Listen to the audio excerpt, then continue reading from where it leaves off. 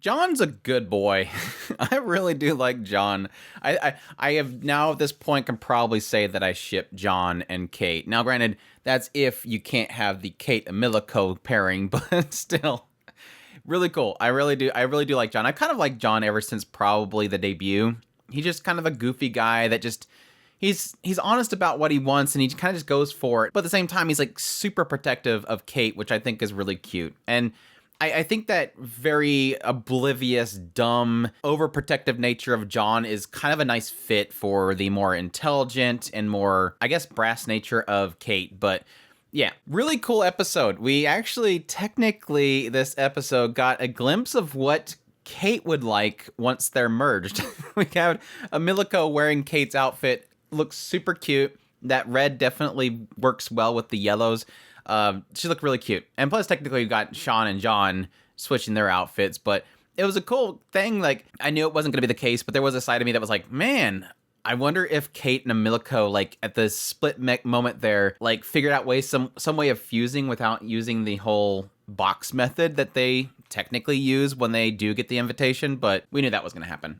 We knew that wasn't going to happen. Very interesting, though. I honestly, there's a couple things that we need to discuss in this episode, and one of them is, it's interesting that the Shadow family members can go into water. I don't think I ever really thought about that, but you would think since they formed from soot that they would wash away, but apparently they don't. So that's kind of a curious thing. But additionally, yes, I have my thoughts on what's happening with Mary Rose, which we'll get into. But no, most of this episode was just basically Kate and John running away, and at some point they reveal that, yes, Kate this entire time had a plan. She had a whole plan laid out.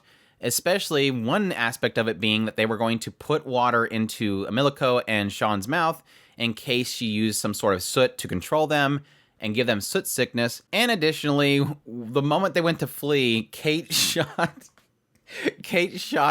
soot into their eyes so that they looked like they had soot sickness. So, ow, ow, ow, that is... the moment it showed like a Milico and she's standing there like that and suddenly this soot just goes right into her eye, I'm like, no way that wasn't painful. And yeah, sure enough, later on, Milico's like, freaking out because it hurts. I thought that was a little bit, I don't know, the way that they explained that whole thing felt like an information dump, like, hey, we're running away, but at least we're explaining that we did this whole thing in order to help Milico and Sean get away with the whole situation, right? Yes, let's recount what we talked about doing and that we just executed. It is a little bit dorky, but it's fine. I think it would have been better if they just had Milico and Sean kind of mention what happened after the fact, not have Kate and John basically explaining it while they're running away. I got a kick out of the fact that eventually John uses his punch so much that he's getting really hungry, and then Milico's like, that's okay, Kate has a secret weapon, and so she brings out this bread. And John immediately goes to put it away. Like, this is his first gift from Kate, so I'm going to put it away. And she's like, slap. No, eat the stupid thing. It was cute. But no, that was when they kind of decided to go inside of this, like, water system. And again, I was kind of shocked because you would think that they're made completely out of soot that they would wash away. But I guess maybe because they're so dense, it doesn't affect them.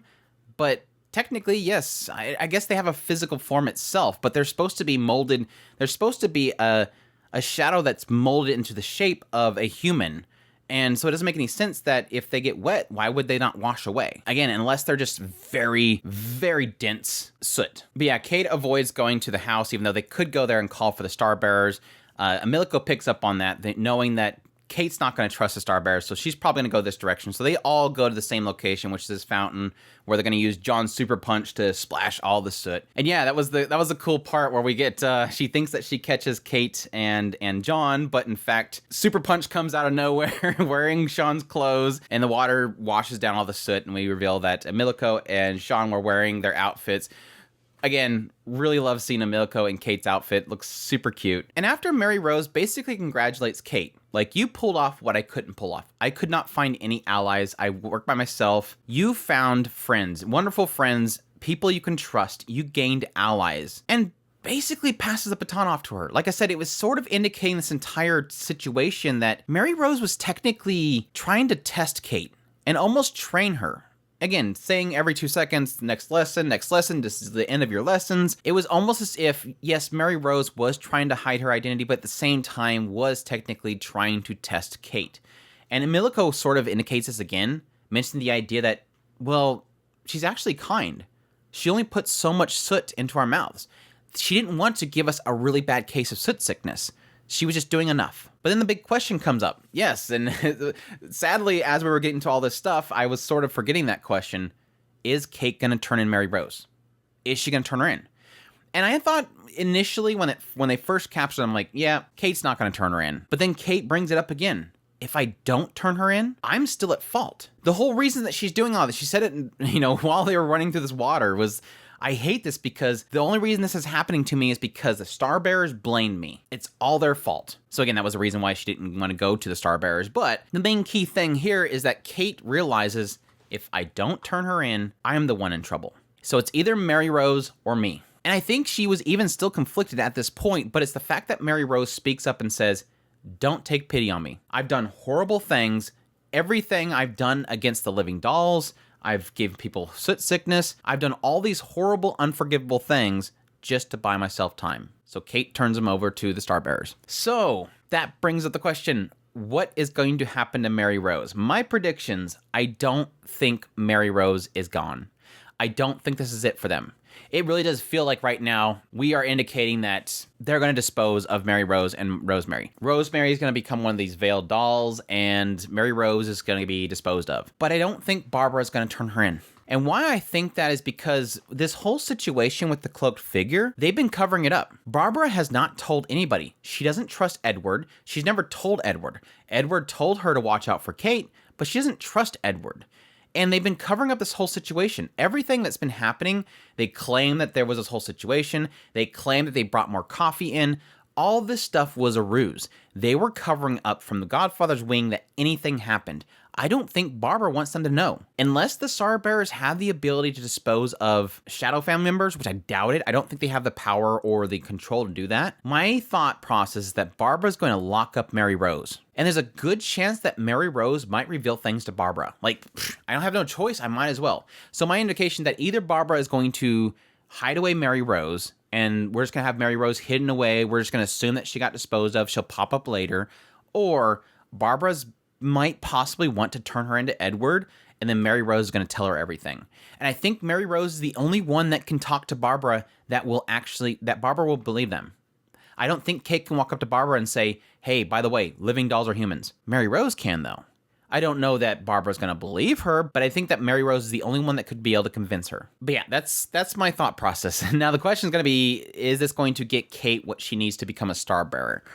I don't think so. I don't think it's going to be that easy, because I think what's going to happen is that Kate's going to believe this is enough to make her to where she can step up, but I think Barbara's still going to get her on some technicality. You should have came to me. Why'd you take down Mary Rose yourself? You should have come to us. You caused this disaster. You messed up this thing. You caused a big mess over here. You acted outside the confounds of what I did. You were sneaking out at night, yada, yada, yada. Barbara's going to find something as a technicality. I don't think Kate's going to have a shoe-in to become a Starbearer. I think that's great. I think that'll be a great next step for the series, is to start getting into Kate and her experiences being a Starbearer, finding out what everything they're responsible for, the things that the children themselves wouldn't know that Starbearers are doing. That would be interesting. I think it opens up the gates to new stuff, but we'll have to wait and see. But yeah, that's my thoughts on episode 10 of Shadow House second season. I hope you guys enjoyed this video. As always, if you did, make sure to hit that like button down below, comment, let me know what you thought of the episode. Subscribe to the channel if you've not already. I do news, reviews, first impressions, top list. If it's anime, it's pretty much here. Additionally, if you want to support the channel more, we have a Patreon link, a tips link, and a super thanks button down below. I greatly appreciate everybody that supports us, and y'all take care.